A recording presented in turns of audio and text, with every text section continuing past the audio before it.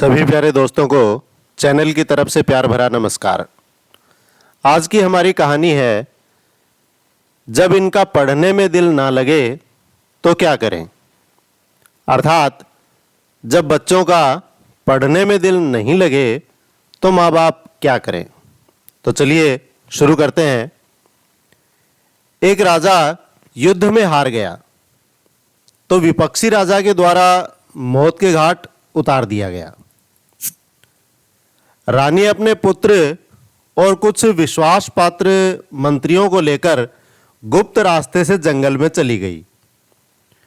बड़ी कठिनाई से जीवन निर्वहन हुआ। कई कई रात भूखे सोने की नौबत आ गई। बच्चे बड़े हुए तो गुरु की तलाश की गई। बच्चों को पढ़ाया लिखाया और अस्त्र शस्त्र सिखाए गए। बड़े होकर उन्होंने पुनः राज्य पा लिया और अपना घर संसार बसाया। सबने बहुत दिनों तक दुख भोगे थे, अतः आनंद और उल्लास की कमी न हो, इसीलिए स्वादिष्ट भोजन, खेलकूद, नृत्य नाटक, नट नटी को बुलाकर तरह तरह के मनोरंजन की व्यवस्था की गई। अब राजा सहित सभी मंत्री एवं सैनिकों के बच्चे हुए। अब वे सब तो चांदी की चम्मच मुंह में लेकर पैदा हुए, अर्थात उनको किसी प्रकार की कोई परेशानी न थी। लेकिन अब एक नई समस्या पैदा हो गई कि कोई बच्चा पढ़ता ही नहीं था। सब मस्ती में व्यस्त रहते थे। गुरु पर गुरु बदले गए, गुरुकुल बदले गए, पर कोई लाभ न हुआ। रानी मां की सलाह से जंगल के उन्हीं गुरुजी को बुलाया गया जिन्होंने बुरे वक्त में मदद की थी। वर्तमान राजा, उनके सैन्य दल और मंत्रियों को पढ़ाया था। उन्हें बताया गया कि बच्चे पढ़ते ही नहीं हैं, अब क्या किया जाए।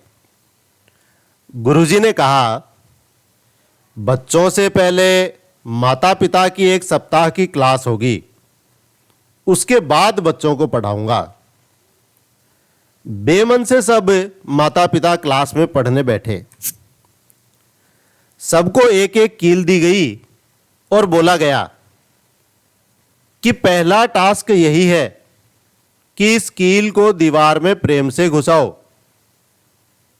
सब एक स्वर में बोले, बिना हथौड़ी की चोट के कील दीवार में कैसे प्रवेश करेगी। फिर सभी को हथौड़ा दिया गया, लेकिन कहा गया कि एक हाथ माता का कील पकड़े और एक हाथ पिता का हथौड़ा चलाए, और काम हो गया। फिर दूसरे टास्क में एक ढलान सी दीवार पर ऊपर से आलू गिराने को बोला गया। आलू बड़े आराम से लुढ़क के नीचे गिर गया। अब उसी आलू को नीचे से ऊपर लकड़ी की सहायता से चढ़ाने को बोला गया। बड़ी मेहनत लगी आलू को ऊपर चढ़ाने में। तीसरे टास्क में माता पिता को भरपेट गरिष्ठ भोजन खाने के बाद 15 मिनट तक ध्यान लगाने को बोला गया। ध्यान लगाने में बड़ी कठिनाई हुई। दूसरी बार हल्के आहार के बाद ध्यान लगाने को बोला गया, तो ध्यान लगाने में बड़ी आसानी अनुभव हुई। चौथे टास्क में नृत्य नाटक का आयोजन देखने के बाद कुछ श्लोक याद करने को बोला गया, तो श्लोक याद करने में बड़ी कठिनाई हुई। दूसरी बार सुबह उठते ही स्नान पूजन के बाद कुछ श्लोक याद करने को बोला गया, तो श्लोक बड़ी आसानी से याद हो गए। पांचवें टास्क में खूब आलस्य पूर्वक पूरी रात भर व सुबह देर तक सुलाया गया। फिर कुछ श्लोक याद करने को कहा गया। बड़ी कठिनाई हुई श्लोक याद करने में।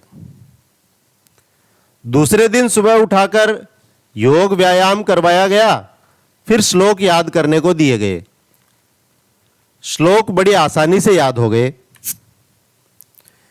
पांचों टास्क के बाद गुरुजी ने सबको समझाया कि देखो, पहली बात यह है कि बिना प्यार के सहारे और साथ ही बिना प्रहार के दीवार में कील नहीं घुस सकी। इसीलिए बच्चों को पढ़ाने के लिए एक तरफ से प्यार और दूसरी तरफ से फटकार का सहारा लेना पड़ेगा। दूसरी बात, आलू को ऊपर चढ़ाने के लिए मेहनत लगी और उसे नीचे गिराने में कोई मेहनत नहीं लगी। बच्चे को पास कराने के लिए मेहनत करनी पड़ेगी, फेल कराने के लिए मेहनत की आवश्यकता नहीं है। तीसरी बात, गरिष्ठ आहार के बाद आलस्य उपजता है। हल्का आहार आलस्य उत्पन्न नहीं करता। बच्चों के लिए स्वास्थ्यकर हल्के आहार की व्यवस्था करें। चौथी बात, पढ़ाई के पूर्व मनोरंजन करने से ध्यान भटकता है, अतः पढ़ने से पूर्व पूजन एवं ध्यान करने से पढ़ाई में मन लगता है। पांचवी बात, सुबह जल्दी उठने और योग व्यायाम से मन में उत्साह जगता है और पढ़ने में मन लगता है। गुरुजी ने कहा, बेटा तुम लोगों ने कष्ट सहे और पुनः राजगद्दी पर आसीन हुए। तुम लोगों की मानसिकता यह है कि जो कठिनाई हमने सही वो बच्चों को नहीं सहने देंगे, और आप लोगों ने अत्यधिक मनोरंजन के साधनों से बच्चों को भर दिया। अब परिणाम स्वरूप तुम्हारे बच्चे पढ़ नहीं रहे हैं, बल्कि भोग विलास मनोरंजन में डूबे हैं। ये स्वयं को योग्य नहीं बना पाएंगे। परिणाम स्वरूप तुम सबके बूढ़े होते ही राज्य पुनः छिन जाएगा, क्योंकि तुम अमर नहीं हो, पूरी उम्र इनके साथ नहीं रह सकते, और ये लोग युवावस्था में दुख को प्राप्त होंगे।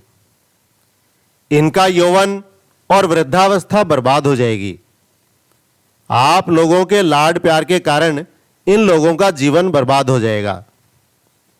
मेरी ये 5 बातें मन में उतार लोगे तो अपने बच्चों का जीवन सुधार पाओगे। इस कहानी से हमें सीख मिलती है कि बच्चों को कभी प्यार से तो कभी फटकार से सिखाने का प्रयास करें।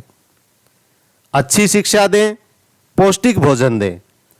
हल्के मनोरंजन की अपेक्षा पूजन और ध्यान की ओर उनका मन आकृष्ट करें। योग व्यायाम को बच्चों के जीवन का अंग बनाएं।